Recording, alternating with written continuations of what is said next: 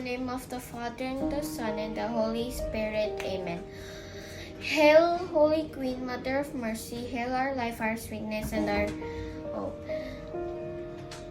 To you do we cry, poor banished children of Eve.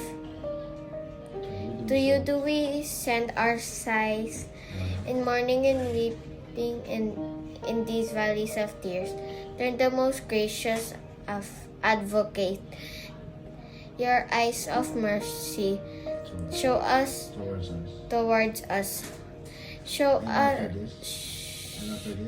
and after this exile, show unto us the blessed fruit of thy womb, Jesus. O clement, O loving, O sweet Virgin Mary. In the name of the Father, and to the Son, and to the Holy Spirit. Amen.